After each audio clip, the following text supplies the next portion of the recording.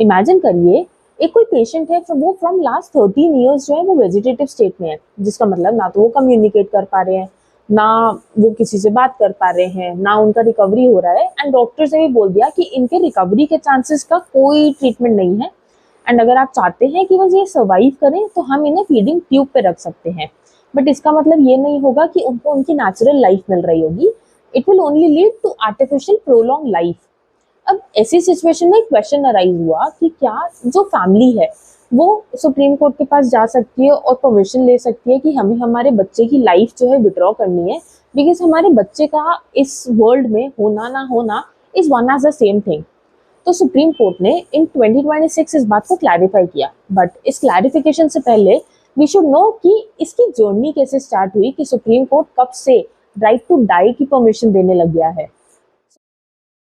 The journey began from 1973 in Aruna Shanbaug matter. Aruna Shanbaug एक nurse थी KEM hospital Bombay में, जहां पे उनके साथ ब्रूटल असॉल्ट हुआ। उस ब्रूटल असॉल्ट की वजह से उनकी बॉडी में ऑक्सीजन का डेप्रिवेशन हुआ एंड उनका ब्रेन डेड हो गया। ब्रेन डेड होने की वजह से she went into vegetative state for 42 years. अब 2009 में उनके जो केयर गिवर्स थे उन्होंने प्ली फाइल करी। उन्होंने कहा that we want to withdraw the life support of Aruna Shanbaug, so kindly give us the permission. Supreme court ने इन 2011 इस क्वेश्चन को आंसर किया एंड रिकग्नाइज करा कि पैसिव यूथनेशिया का भी एक कॉन्सेप्ट है। सुप्रीम कोर्ट ने कहा दो यूथनेशिया होते हैं, एक होता है एक्टिव यूथनेशिया, दूसरा होता है पैसिव यूथनेशिया। जो एक्टिव यूथनेशिया होता है दैट इज इलीगल, बट जो पैसिव यूथनेशिया होता है उसे हम इन एक्सेप्शनल सर्कमस्टांसेस रिकॉग्नाइज कर सकते हैं एंड हम अलाउ कर सकते हैं किसी पर्सन को to die under passive euthanasia. But उसके लिए 3 कंडीशंस बोली। सुप्रीम कोर्ट ने कहा कि एक मेडिकल बोर्ड होना चाहिए, सेकंड हाईकोर्ट की परमिशन होनी चाहिए, थर्ड फैमिली की कंसेंट या केयर गिवर्स की कंसेंट होनी चाहिए। अगर ये तीनों कंडीशंस फुलफिल हो रही है तो आप पैसिव यूथनेशिया को रिकॉग्नाइज कर सकते हो। अब ये जर्नी थोड़ी सी और आगे बढ़ी और हम 2018 में पहुंच गए। 2018 में एक केस आया, common cause versus Union of India. उसमें सुप्रीम कोर्ट ने right to die with dignity को फंडामेंटल राइट डिक्लेयर कर दिया under constitution of India.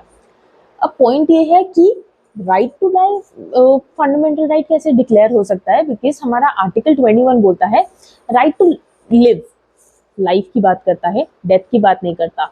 But supreme court ने इस चीज को भी क्लैरिफाई किया कि अगर कोई पर्सन को लगता है कि उनका जो ट्रीटमेंट है वो प्रोलॉन्ग चलने वाला है without the chances to recover, तो वो पर्सन अपना लिविंग विल दे सकता है that I want to withdraw my life instead of going with the life long treatment. And इस चीज में रिकग्निशन मिला लिविंग विल को कि पर्सन के पास right to die with dignity है। अब हम पहुंचते हैं 2026 में, दैट इज हरीश राणा का केस। हरीश राणा के केस में भी सिमिलर सिचुएशंस आई, बट इस केस में जो 2011 का जजमेंट था और जो 2018 का जजमेंट था उसको लाइव अप्लाई करा गया, क्योंकि अभी तक पैसिव यूथनेशिया का सिर्फ कॉन्सेप्ट रिकॉग्नाइज हुआ था and right to die with dignity का कॉन्सेप्ट रिकॉग्नाइज हुआ था। बट इन दोनों कॉन्सेप्ट्स को in Harish Rana case supreme court ने अप्लाई किया एंड सुप्रीम कोर्ट ने कहा that there is no point of artificial sustainable life, artificial prolong life, जो सिर्फ और सिर्फ न्यूट्रिएंट्स पर चल रही है, क्योंकि वो जो न्यूट्रिएंट्स है वो भी मेडिकल ट्रीटमेंट है and there is a possibility of you withdrawing it अगर डॉक्टर्स बोल रहे हैं कि रिकवरी के चांसेस नहीं है। सो पैसिव यूथनेशिया का जर्नी कुछ 1973 से 2011, 2011 से 2018 एंड 2018 से 2026 तक चला। If you want to know more such journeys, if you want to know more such laws, do follow Etching the Path on YouTube.